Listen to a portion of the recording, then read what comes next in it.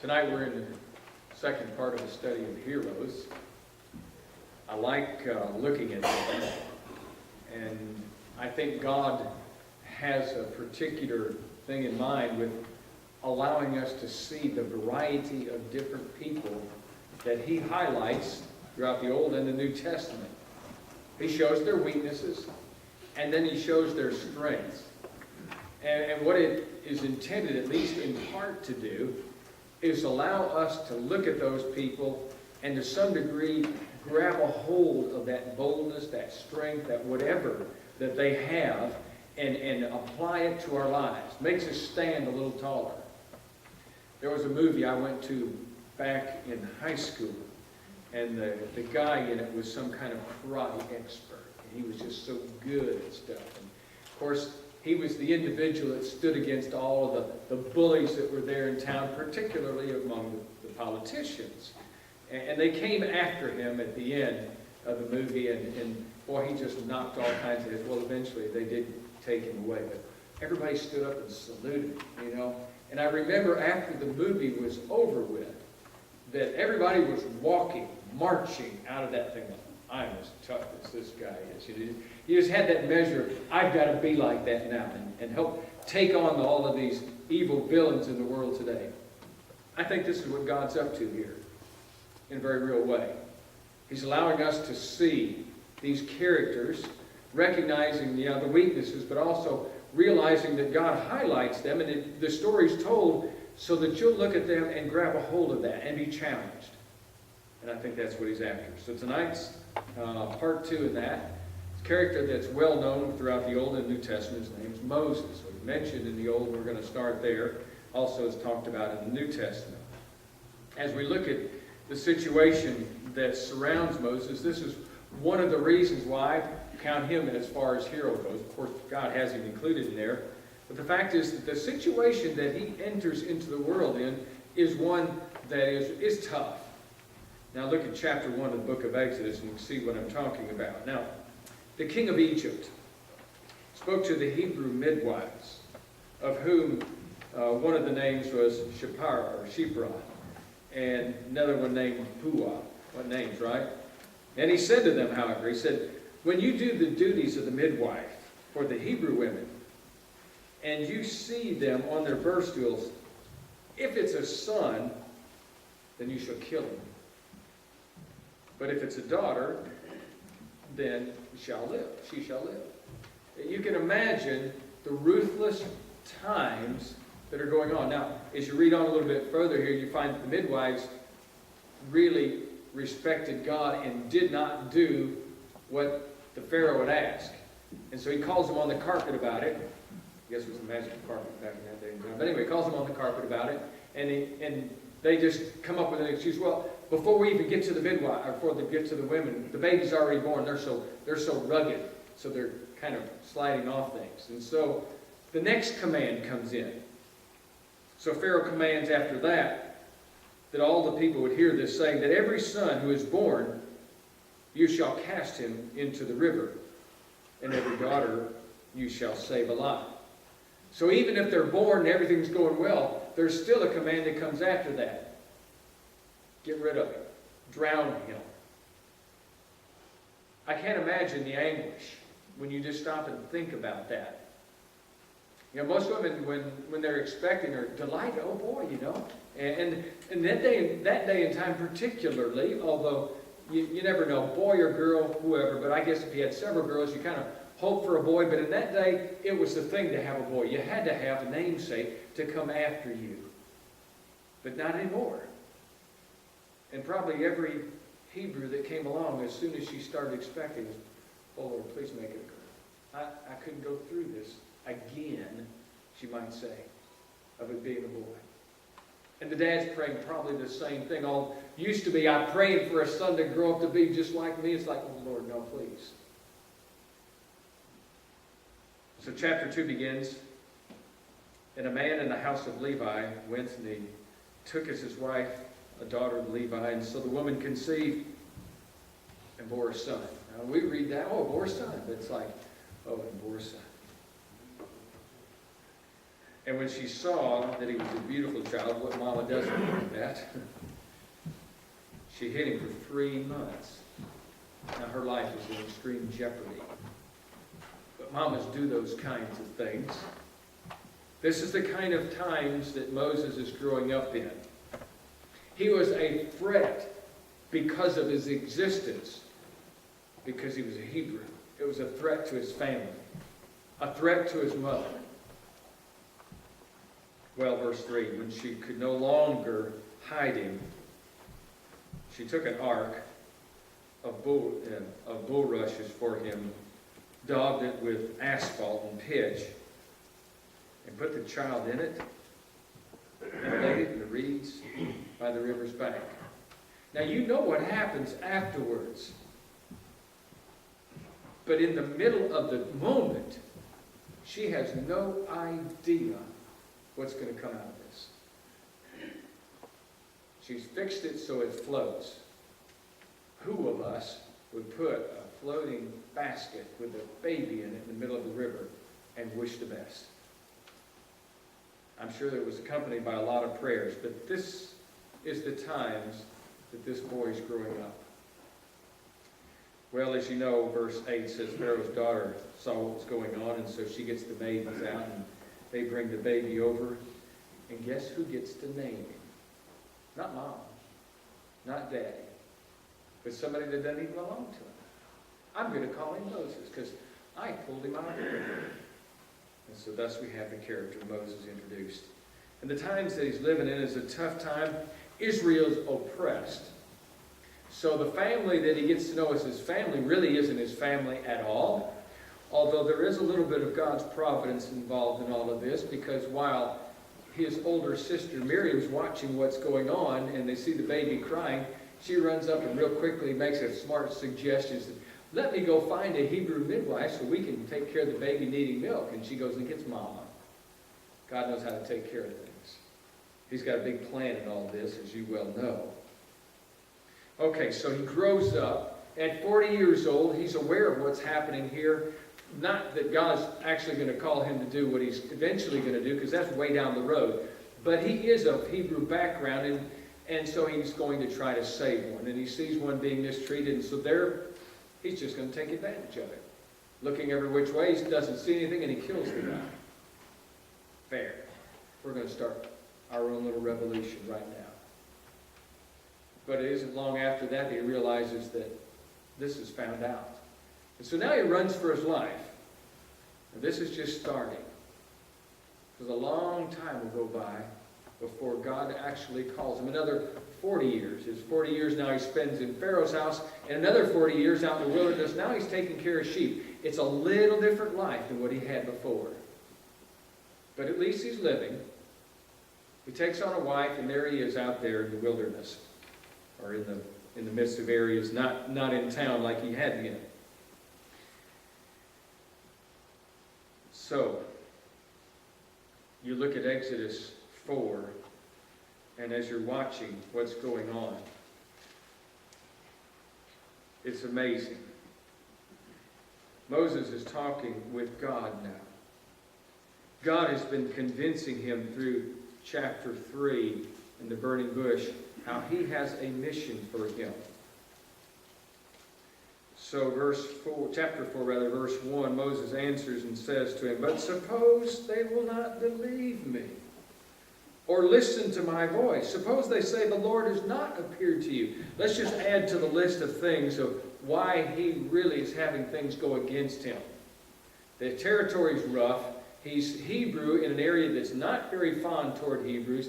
Okay, the advantage of growing up in Pharaoh's household is nice, but it doesn't last all of his life, and he gets cast out, or at least runs for his life. And now God calls him and tells him, you've got to go back. Have you ever talked to anybody? I have a couple times, here and there. Maybe somebody's come up to you and said, I talked to God the other day. And I go, really? Did he talk to you through the Word? No, we just had a little discussion going on, he and I. Really? And what did he say? Was it kind of like in a dream? No, we just talked. I could hear him speaking to me. Okay. Now, can you imagine Moses trying to convey this to his Hebrew brother? God talked to me the other day. Really? What did he tell you? Did he tell you that we're tired of living down here in these conditions? I thought we were part of God's people. Now we're slaves. I don't know what happened after Joseph. Things kind of changed.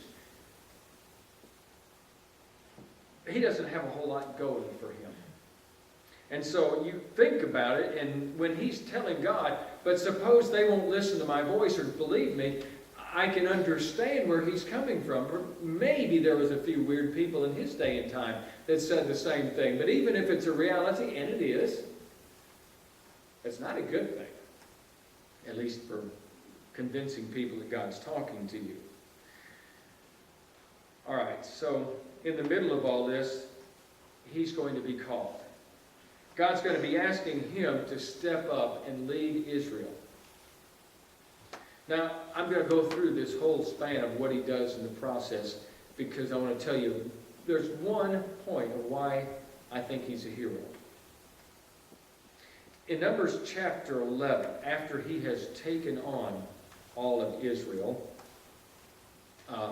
leading them, I guess you would say, God talks to his people and uses Moses in the process, and they are not too agreeable with the way things are going. By the time now we've arrived at this, if you remember the context, they've gotten out of Israel. They're now wandering in the wilderness. So they've gone from the stage of, does God really talk to you, to, I don't want to hear what God has to say to you anymore because we don't like where we are. Chapter 11. Now when the people complained, it displeased the Lord. For the Lord heard it, and his anger was aroused. And so the fire of the Lord burned among them and consumed some in the outskirts of the camp. Well, you go through the process, and this isn't the only time that he's having to help encourage these people. Now, for any of you that have been around people that complain, it's not a fun thing, is it? It's not fun if your spouse complains a whole lot, but you love them, you take care. It's one person, and it's just part of life. But imagine taking care of a whole nation, and all they do is complain. It's not just good days and bad days, but it's bad days and worse days and bad days and worse days. And it's a continual thing. And as you go through what's happening here, you'll see that this is his job, if you want to call it that, to just put up with their complaints. Chapter 11, verses 1 and 2. Chapter 4, verse 11, they're complaining about food. Chapter 12, brother and sister now, who used to be on his side, that's Aaron and Miriam, now they're complaining like that. And by the way, we're just as connected to God. Who put you in charge of all this? And they start complaining. Well, that has its situation remedied. But they complained in Numbers 14 about the giants. There was a rebellion by a guy named Korah. 250 people died from that. Again, complaining. And basically, he's carrying, as best as scholars would estimate, or leading rather, from 2 to 5 million people in the desert. And I can certainly understand why they'd be a little concerned about not having food. They're in a desert, and there's a lot of them. It's not one or two that God might miraculously come up with, but it's a lot of people. On top of that, they don't know for sure where they're going, except that they keep following, as God is directing them, a light at night, a burning fire, and during the day a cloud. Okay, that's good. But we haven't gotten there yet, and it's been a lot of years, and it's been a lot of complaining, and it's been a lot of not getting there.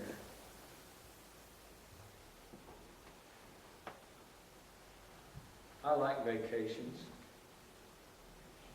I get to go on vacation next week. I like being here at Central too, but I like just getting away. Moses didn't get to go on vacation. 40 years he's listening to these people in and out, settling disputes over and over again, never getting a little break. Not too easy for him. All the obstacles, the times, the difficulties, finally breaking away from Egypt, and it's just one thing after another. The reason he's a hero? Because he took the challenge that he didn't want to take, that he didn't feel qualified to take. Remember the discussion back in chapter 3 and 4 in Exodus? I'm not eloquent to speak, and he wasn't. And I'm not trained, and he wasn't. And on and on. But God kept saying, I want you to go. And so he took the challenge.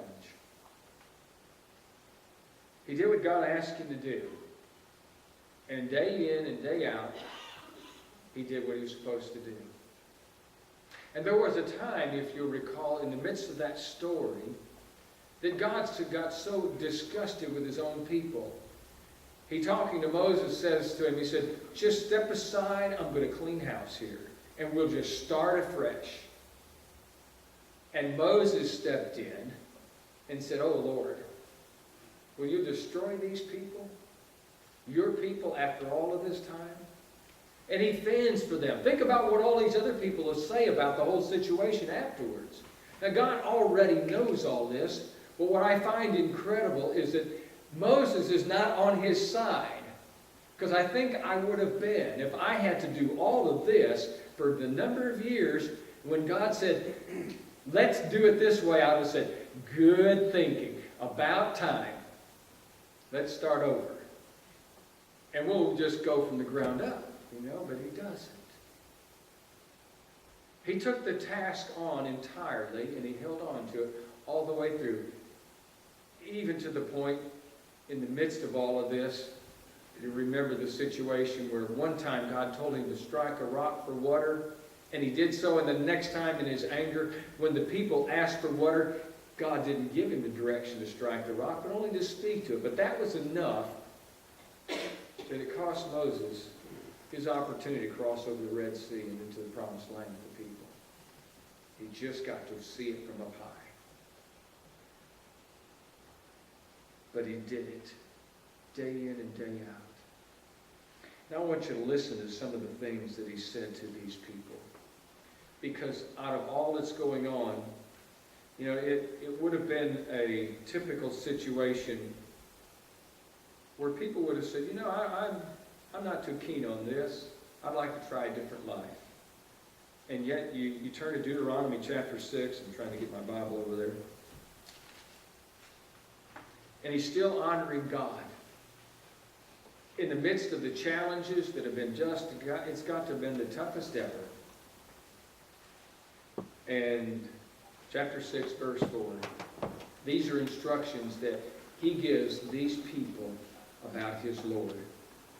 Hear, O Israel, the Lord our God, the Lord is one. You shall love the Lord your God with all your heart and with all your soul and with all your strength. And these words which I command you today, see, he's standing strong. He's not suggesting. He knows God's telling him. These words I command you today shall be in your heart. You shall teach them diligently to your children, not just half-heartedly. You shall talk to them when you sit in your house, and when you walk by the way, and when you lie down, and when you rise out. You better be telling these kids constantly, because there are going to be obstacles for them just like it was for you. They've got to learn. Bind them as a sign on your hand, and they shall be as frontlets between your eyes. They've just got to be on your mind everywhere. You shall write them on the doorposts of your house and on your gates, regardless of how weird that might seem to the neighbors.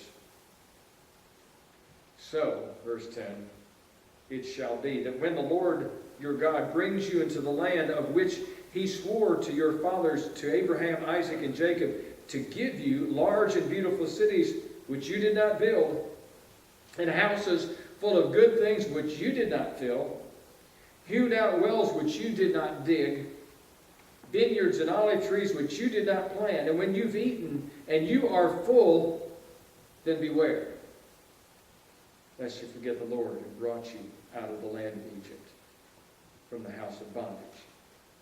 You shall fear the Lord your God and serve him. You shall take oaths in his name, and you shall not go after other gods, small g, the gods of the people who are all around you. After all of that, after the grief, the struggles, the sorrow, the challenges, he steps up and says, this is who we are as a people. It's such an amazing thing that he could go all the way through that. It's only God. There was an opportunity in the book of Numbers, chapter 11. Things weren't going good. Discussion was happening on whether or not God could really pull out things the way they thought it would be. Moses had some doubts, and he had to learn some things in the midst of all the complaining and the people that were against him. And God gave him a reminder, and Moses writes it down for us. This is a lesson that he learned from God that he passes on to us. In the midst of everything that's going on, the Lord said to Moses, has the Lord's arm been shortened? Now you shall see whether what I say will happen to you or not. God has always been able to reach out and do whatever he needs to do. And there was a moment where he just didn't have that full confidence that God would do it. So God says, hey, wait a minute. Is my arm a little shorter than it used to be? He thinks about it and he puts that in here. The lesson I learned from God. In the midst of dealing with that and taking the challenges on, we struggle with rising up to those challenges. But we have a God behind us that says, I still can reach you. And he means that in a good way. I can still cover you. I can still take care of you. I can still manipulate. I can still work. I can still providentially guide. I will take care of this. You're not beyond my reach of protection and guidance and help and strength and support. Lord's arm is never too short.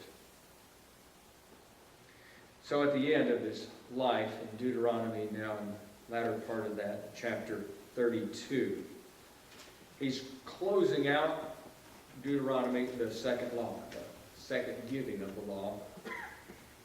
And he gives some challenges. Verse 45 down to 47. And Moses finished all of the words to all of Israel. And he said to them, set your hearts, once again the idea of the heart, set your hearts on all the words which I testify among you today, which you shall command your children to be careful to observe all the words of this law. For it's not a futile thing for you. It's not an empty thing, in other words. It's not a worthless thing. It's an important thing because it is your life. And by this word you shall prolong your days in the land which you cross over the Jordan to possess. When it gets down to it, he took the challenge of giving his entire life to leading a bunch of people that really didn't want to go, to get God's people where they needed to be. Eventually there'd be more things that would develop out of that because of God's providence. Constantly instructing them and reminding them. You know, that's a whole lot of what we are supposed to be doing today. When you think about it. We've got a world out there that doesn't care to hear much. And they have their issues and their situations, and everything seems to be about them, not God. And our job is to rise up with this challenge and give instruction and to give guidance. And to help us along the way, God will say, my arm is still reaching out. Moses rose up and took the challenge. and all of Israel left slavery, went through a wilderness, and crossed over into promised land because of that man. What a leader. What a hero. God needs men and women like that give their life committed to Him, to a cause that most people would think you're wasting your time for, and realize it's not a futile thing, it's worth your entire life to give to. It's who we are. It's what we're about. Protecting ourselves, our group family here, getting us to heaven, and as many as we can along with that. Pretty much like Moses.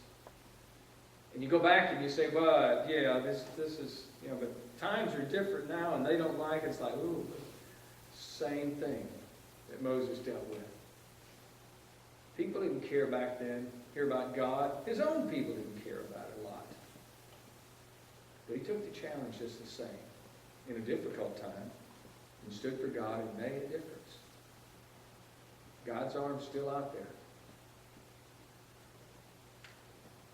Would you like to step up? Would you like to move to a higher plane as we sang about? Here it is. God puts them out there for us. Kind of like as a moment to look up to and say, I think I can get there. And that's what He wants. Hope it's a good challenge for you this week to think about what He's done. Tonight as we close the lesson out, if your life isn't right with God, need the prayers of the church, never been baptized, or you've done something really bad as far as reputation-wise, and you're ready to tell people, I don't want to live that way, and I'm turning my life around, and we're here to help you. Would you come while we stand and sing?